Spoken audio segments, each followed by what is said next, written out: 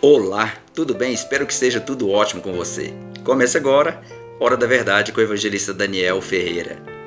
A palavra de Deus diz no Evangelho segundo escreveu João, no capítulo 8, no versículo de número 32, dizendo assim: E conhecereis a verdade, e a verdade vos libertará.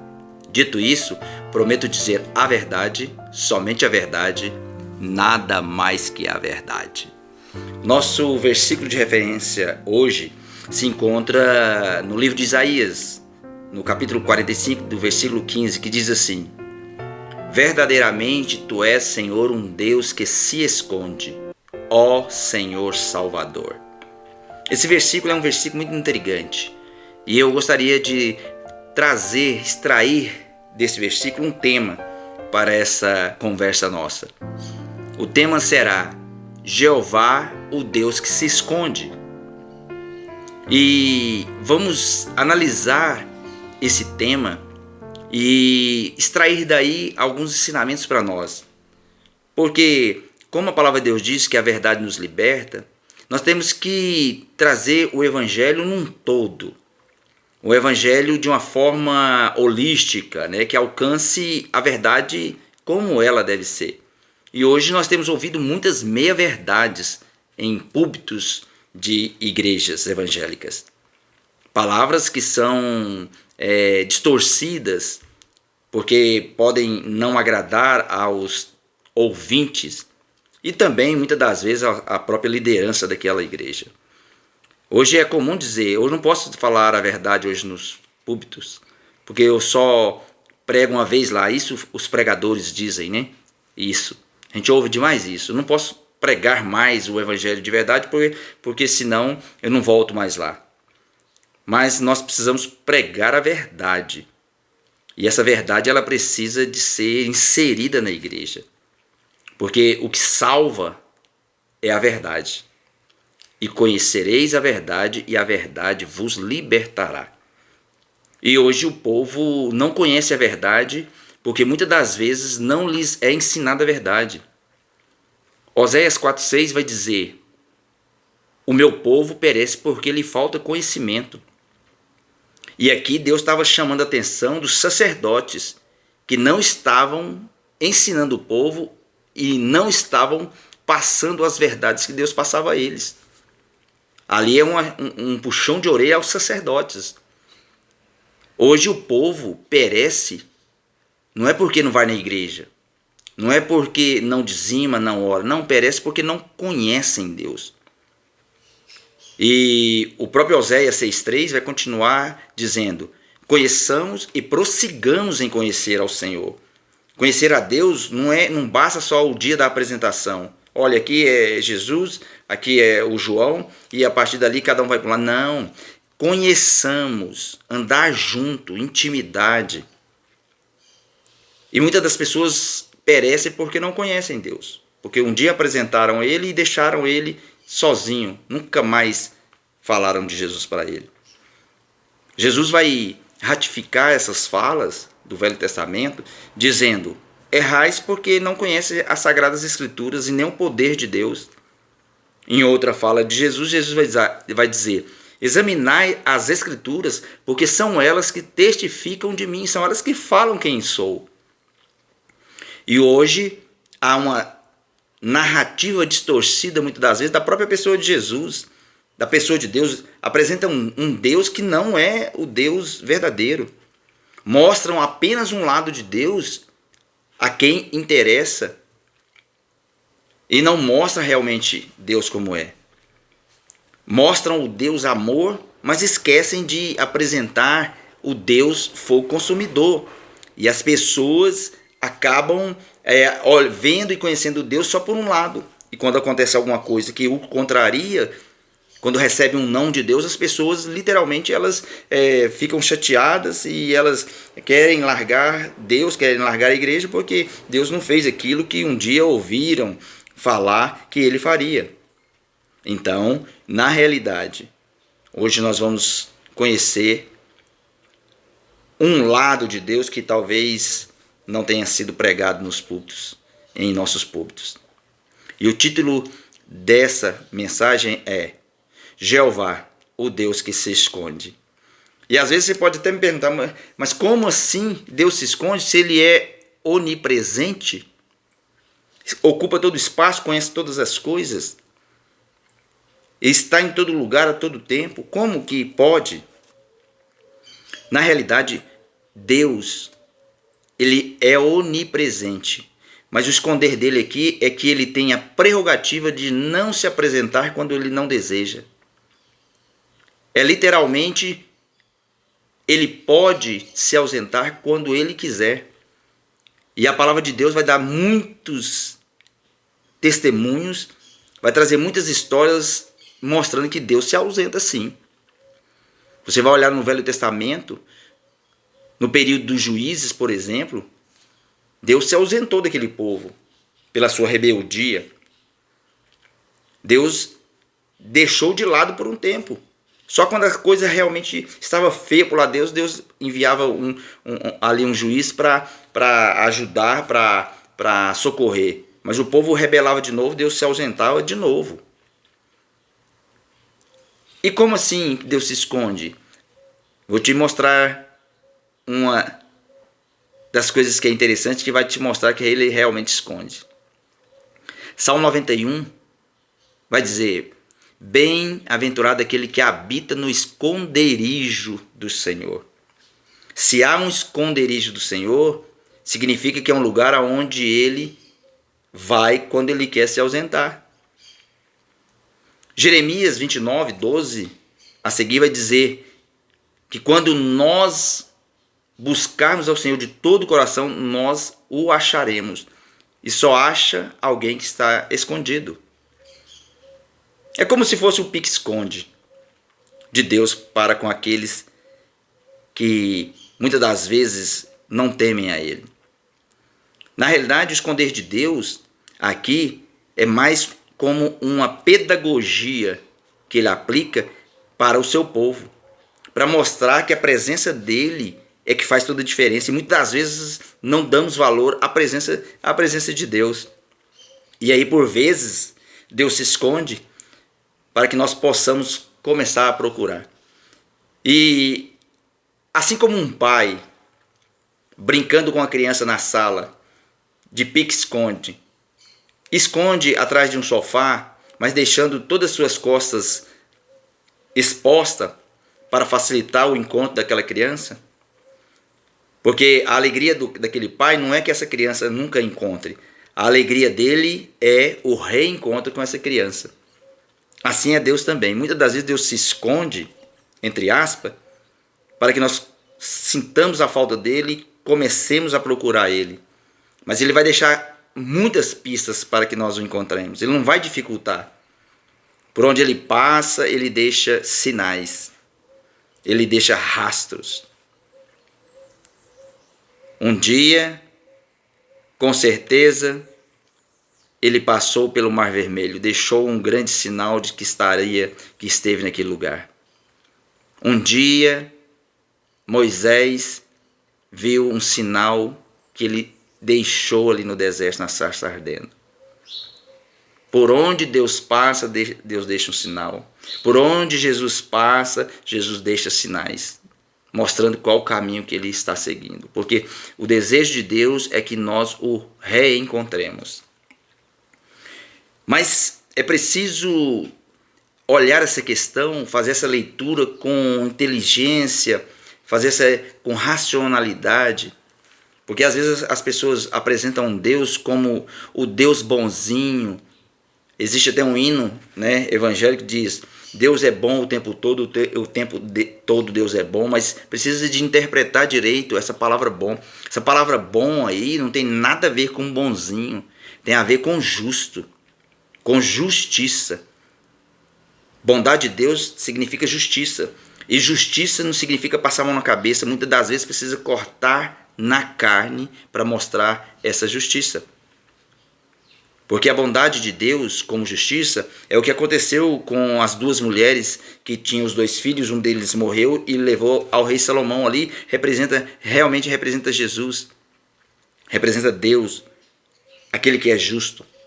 Veja bem que na hora para realmente mostrar a sua imparcialidade, ele diz: divida o menino no meio. Ou seja, se necessário fosse, dividiria. Mas Deus, na sua onisciência, já sabia de quem que era aquele filho. Mas Deus, na sua justiça, muitas das vezes, corta na carne.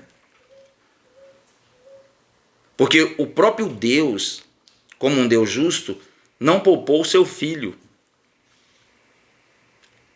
que se propôs a pagar um preço altíssimo pela igreja. E nesse episódio, inclusive nesse episódio de Jesus, chega uma hora que é a hora da morte de Jesus, literalmente, dá-se a entender que Deus vira as costas para o seu próprio filho ali. E precisamos compreender essas coisas. Precisamos ver essas coisas. Há um versículo na palavra de Deus que vai dizer: atentai-vos para a bondade, vírgula, e para a severidade de Deus. Está dizendo, fica atento, observa a bondade de Deus. Mas também observa a severidade de Deus. E quando você vai buscar um conceito de bondade, bondade é aquele que se propõe a fazer o bem, que ama fazer o bem. Deus é essa pessoa. Mas a severidade é aquele que é austero, aquele que é severo, rigoroso, inflexível. Quando Deus também utiliza dessas ferramentas, ele é inflexível.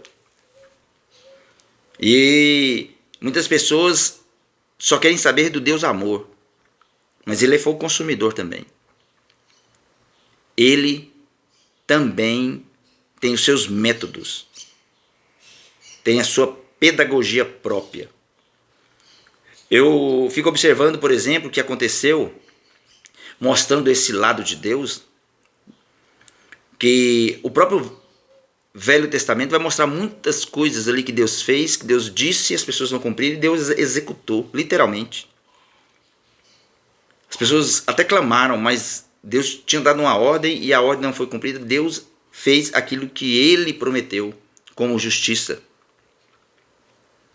E essa questão de Deus esconder-se, Jeová, um Deus que se esconde, se você pegar, por exemplo, na Bíblia, entre o Velho Testamento e o Novo Testamento, há um espaço ali de 400 anos que Deus literalmente se escondeu, virou as costas para o povo. Não se comunicou com o povo por causa do seu pecado, por causa da sua ignorância. Eu observo, por exemplo, o que aconteceu no mundo na época da pandemia. Literalmente Deus quis chamar a atenção da humanidade. Literalmente Deus se escondeu da humanidade. Deus virou as costas para a humanidade. Devido ao pecado, à abominação. E muitas pessoas não entendem isso. Veja bem que quantas pessoas clamaram a Deus, imploraram por Deus, pela vida dos seus filhos, pela sua empresa, pela sua casa, e Deus não respondeu. Quantos líderes evangélicos, quantos pastores, quantos ministros, quantos evangelistas, quantos diáconos, quantos líderes religiosos de todas as religiões clamaram, pediram, fizeram campanha, Deus não ouviu. Deus ficou calado. E nunca houve na humanidade tanta morte quanto foi nessa pandemia do século XXI. E as pessoas não compreendem. Deus estava chamando a atenção de um povo de duro coração, de um povo realmente que egoísta, egocêntrico, de homens que querem tomar o lugar de Deus. Mas todas as vezes que acontece isso, Deus dá um basta. Deus dá um aviso, dizendo, quem manda sou eu, quem está no controle de tudo sou eu, e o homem que acha que pode tudo, não pode nada, não pode fazer nada. O próprio Jesus vai dizer, sem mim nada podeis fazer. Nada podeis fazer. Assim aconteceu na pandemia. Quando eu trago para o Brasil, e isso é muito emblemático, que foi a eleição de 2022, tendo como os dois candidatos polarizados ali, Lula e Bolsonaro. A igreja começa a colocar o Bolsonaro como aquele que Deus escolheu. A igreja começa a se envolver com a política demais. A igreja, de certa forma, se envolveu tanto com a política. E no final das contas, quem venceu foi o Lula. Alguém que não tem nada de Deus. Alguém que se diz comunista. Alguém que é a favor de aborto. Alguém que é a favor de droga. Alguém que é a favor de coisas que realmente não condiz com a palavra de Deus, mas ele ganhou. E hoje nós estamos num Brasil, um Brasil que está afundando.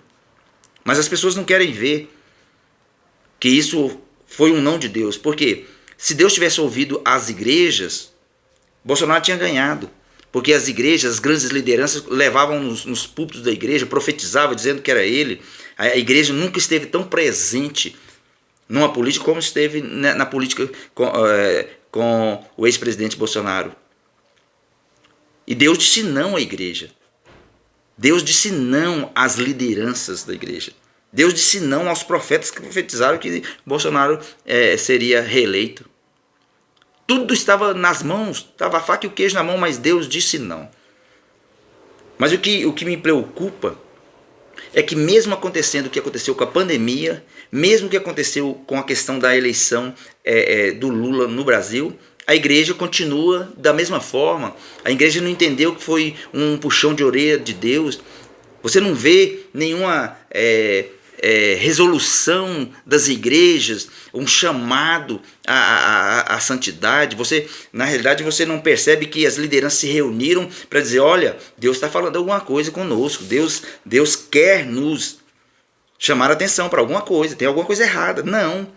As igrejas continuam reunindo, falando de prosperidade, reunindo, procurando estratégias para inchar igrejas, mas em relação ao reino de Deus, em relação à vinda de Deus, nada. O Deus que se esconde. Deus quer nos chamar a atenção. Quando Deus se ausenta, quando Deus silencia, é porque Deus não está satisfeito com as atitudes do seu povo. Deus quer que nós sintamos a falta dele e que o procuramos. E ele tem deixado sinais de onde ele está. Me lembro, por exemplo, de uma história de quando Jesus estava nas festas de Jerusalém com seus pais. E quando terminou as festas, voltaram para suas terras, para suas casas. E a palavra de Deus vai dizer que quando Maria e José chegam na sua casa, Jesus não estava lá. Haviam perdido Jesus. Jesus não estava lá. E eles ficaram doidos procurando Jesus. Sentiram a falta de Jesus. E voltaram para Jerusalém. Quando chegaram à igreja, lá o encontraram.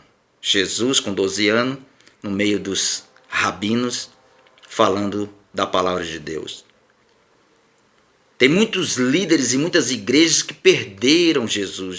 Jesus já não está mais no meio deles. Assim como José, assim como Maria, se deixaram levar pelas festas, se deixaram levar pelas conversas no meio do caminho, perderam Jesus. Tem muitas pessoas também que já perderam Jesus, Jesus já não está na família, já não está no seu ministério mais. Mas se você quer encontrar Jesus, eu tenho um conselho para você. Ele sempre estará no templo. Sempre estará no lugar que ele sempre esteve.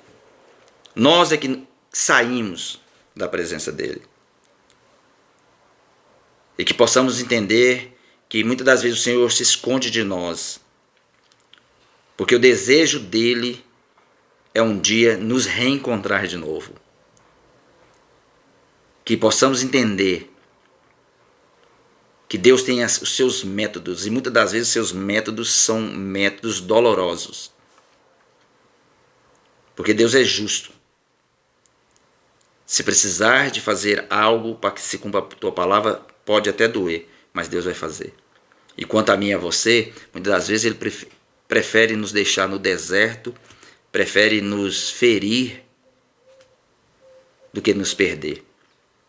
Deus possa te abençoar grandemente.